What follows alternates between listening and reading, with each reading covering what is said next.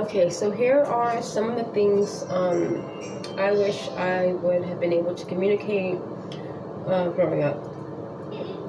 As a child,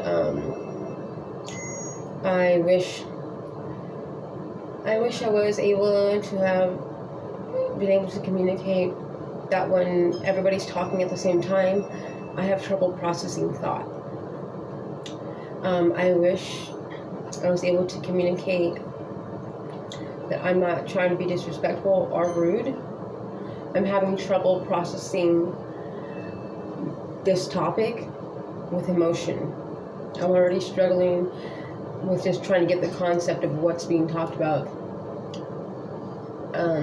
It often led me to just putting all the cards on the table and just saying whatever information I did have in my brain to try to sort it out. I didn't know how to be appropriate and sort it in my head. Another one is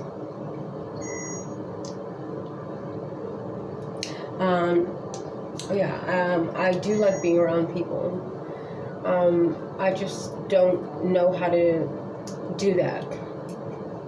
I did like hanging around and being around my family, but because I didn't know how to be part of, or I didn't know how to share an interest,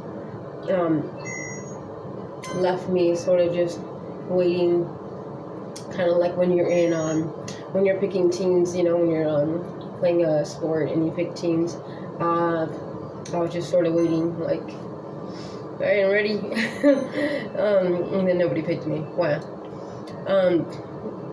And let's see. When you're angry, I have trouble understanding what it is that you want me to do. I wish I was able to communicate that I do like hugs. I just don't like them from the front. Another one is I wish I was able to communicate that I understand everything that you guys are saying. I'm just having trouble getting out my response. Another thing is, I definitely wish I was able to tell him I don't like loud noises.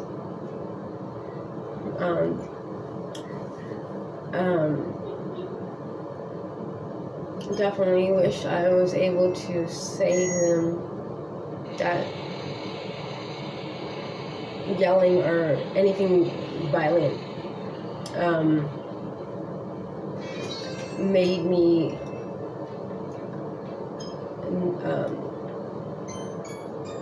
not know how to deal with them. People on the spectrum, when something seems like stressful, or it's like it's so much more than just your typical like stressful like home environment of like parents arguing and the children fighting, or it becomes that plus the sensory issues on top of it.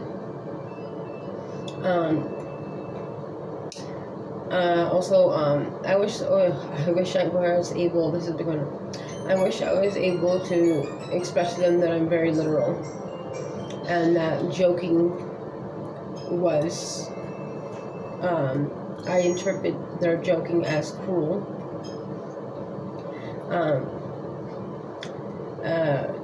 In Hispanic, in Hispanic cultures, a lot of Hispanics will tease their young children, and like I remember my dad used to always say "copea," and he was joking and teasing me. I know that now, but as a child, I thought he was calling, like I thought he meant I was ugly and that I disgusted him. It made me kind of like dislike my father growing up. I was very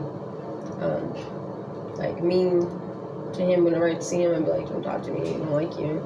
And that's because I didn't understand his way of joking. when my family didn't understand me, and they would be like, "Oh, she's weird." I felt like, I felt offended. I felt like they were saying, like, "You're not like us.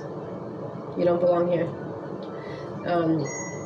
I had trouble understanding emotions, and I had trouble understanding what was being said because I'm so literal. And there was a lot of, confusion with the communication growing up. And,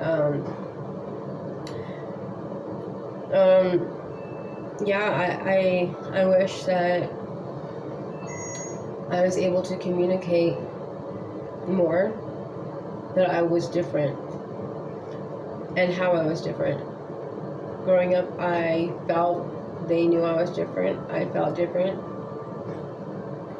But because I already felt like I was not like them, I was separated from them, that if I express any more differences, then it will separate me more.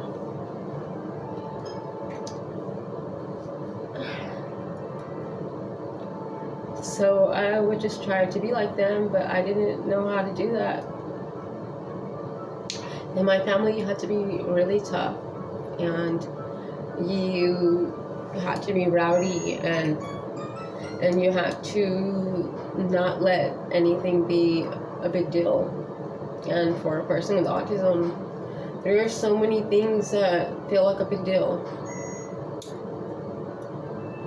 So I wish if there's any parents with autistic kids, I would hope that you guys research autism now that there's more information. I would hate for your children to grow up how I did, feeling not wanted around.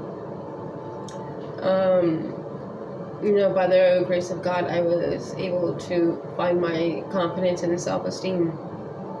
But for a long time, it was a struggle. And it led me to feeling that all of growing up that what was wrong with me, and I kept trying to change and fix things to like mold myself to be more in their liking. And who knows, they probably weren't even thinking about it like that at all, but because of the communication issue, it left possibly it could have left them feeling like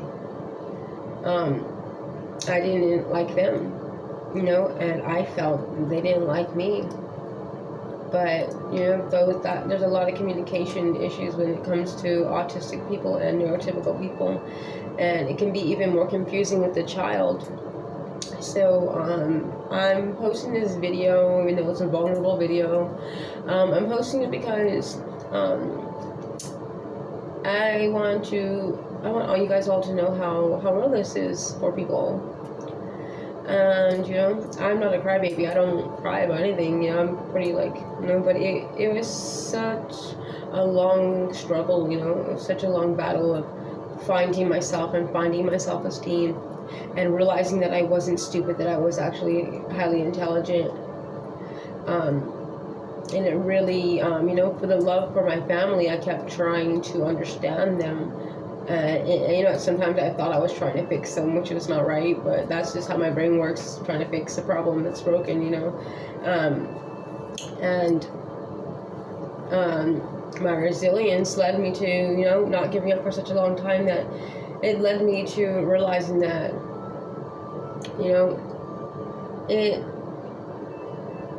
it was just a communication barrier. It's almost like, being in a house with people that speak a different language than you. It's like the messages got very confused, So yeah, work on your communication with your children with autism.